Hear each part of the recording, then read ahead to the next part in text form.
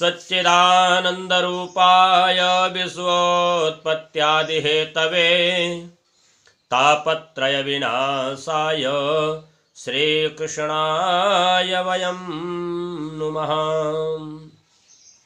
सभी सनातनी को जय सिया राम। आज एक बार फिर से मैं आप सबके समक्ष एक प्रेरणादायक कहानी के साथ उपस्थित हुआ हूँ। हम अक्सर ये सोचते हैं कि हम ऐसा क्या करें कि आरामदायक जिंदगी जिएं। हमेशा आराम के चक्कर में दिन रात दौड़ते रहते हैं कि हम ऐसा क्या करें कि आराम हमको मिल जाए। और जब कभी हमको आराम मिल जाता है तो उस आराम को छोड़ करके हम चुनौतियों को स्वीकार करना भूल जाते हैं। और याद रहे, अगर हम अपने जीवन में चुनौतियों को भूल करके केवल आराम की जिंदगी जीना चाहते हैं तो ऐसी स्थिति में अगर कभी हमारे जीवन में चुनौती आई तो उसको हम स्वीकार नहीं कर पाएंगे और वहीं पर हार जाएंगे। इसलिए हमेशा जीवन में अगर चुनौतियां आती रहें, चुनौतियों को स्वीकार करते रहें तो निश्चित रूप से हम कभी भी अपने लक्ष्य से भटक नहीं सकते। एक बार की बात है, एक गिद्धों का समाज उड़ते उड़ते एक दूर समुद्र के बीच एक टापू पर जा पहुंचा। वहां उसने देखा कि पर्याप्त जगह भी है रहने के लिए और समुद्र में आसपास बहुत सी मछलियां आदि हैं जो उनके भोजन के लिए काम करेंगे। तो इसलिए वो लोग सोचे कि अब एक काम करते हैं कि यहाँ पर हमको इससे ज़्यादा आरामदायक जगह और सुरक्षित जगह हमको कहीं मिल नहीं सकती, क्योंकि यहाँ हमारे खाने के लिए पर्याप्त व्यवस्था भी है और यहाँ पर हमारा कोई शिकार कर सके हमें कोई डर नहीं है। हम निश्चिंत हो करके यहाँ पर खूब आराम से ज़िंदगी जिएंगे। और सभी गिद्ध वहाँ पर रहने लगे। कुछ महीने बीते। उन सब के क्रियाकलापों को देख करके उसमें से एक वृद्ध गिद्ध जो था वह चिंतित होने लगा। वह सोच रहा है कि अगर ये युवा गिद्ध ऐसे ही बैठे रहेंगे बिना कुछ किए, बिना चुनौती स्वीकार किए, तो इनका जीवन बेकार हो जाएगा। अगर भविष्य में कभी कोई चुनौती आई तो उससे ये हार जाएंगे। एक दिन उस बूढ़े गिद्ध ने युवा गिद्धों की सभा बुलाई और सबको बुला करके समझाया। कहा कि देखो, अब हमें वापस अपने उसी जंगल में चले चलना चाहिए जहाँ से हम लोग आए हैं।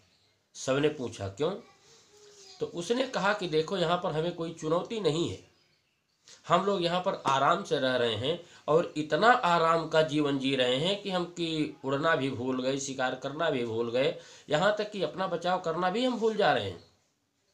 इसलिए यह जीवन ठीक नहीं है। अगर अचानक कभी हमारे ऊपर कोई चुनौती आ गई तो हम उसको स्वीकार नहीं कर पाएंगे और अपना जीवन हार जाएंगे। बार बार समझाने के बाद भी वो जो युवा गिद्ध थे उन लोगों ने बूढ़े गिद्ध की बात को अनसुनी कर दी। तो इसलिए हमको यह ध्यान रखना चाहिए कि अगर बुजुर्ग कुछ कह रहे हैं तो हम अपने बुजुर्गों की बात हमको मानना चाहिए। नहीं माने तो बूढ़ा गिद्ध वहां से उड़ गया और सुदूर वापस अपने जंगल में चला गया जहां वो पहले रहता था। कुछ महीनों के बाद उसने सोचा कि चल करके देखूं कि उन लोगों की क्या स्थिति है। उड़ता हुआ जब इधर इस टापू पर पहुंचा तो यहाँ की स्थिति तो बिल्कुल बदली हुई थी। स्थिति एकदम बदली हुई थी। यहाँ आकर के उसने देखा तो यहाँ कुछ गिद्ध घायल पड़े थे, कुछ की लाशें पड़ी हुई थी। अचानक ऐसा कैसे हो गया, यह देख करके उन घायल गिद्धों के पास जब वह पहुंचा तो उनसे जा करके पूछता है कि आखिर यह स्थिति तुम लोगों की कैसे हो गई।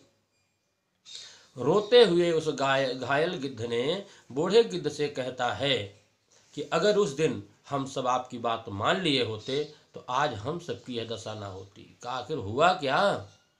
का हम लोग यहाँ इतनी आरामदायक जिंदगी जीने के चक्कर में हम लोग उड़ना भूल गए, शिकार करना भूल गए, हमारे नाखून पंख सब बिल्कुल कमजोर होते चले गए कि हम अपना बचाव भी नहीं कर पाए।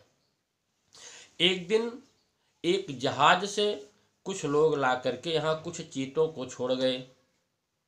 अब वो चीते तो कुछ दिन हम लोगों को कुछ नहीं बोले, लेकिन जब उनको इस बात का एहसास हुआ कि हम लोग उड़ नहीं सकते, हम लोग कुछ कर नहीं सकते, तो ये चीते क्या किए कि एक एक करके हम लोगों को खाना शुरू किए। तो यही आप स्थिति देख लीजिए कि हम लोग अपना बचाव भी नहीं कर पाए, यहाँ से उड़ भी नहीं पाए और एक एक करके सबकी जान चली गई।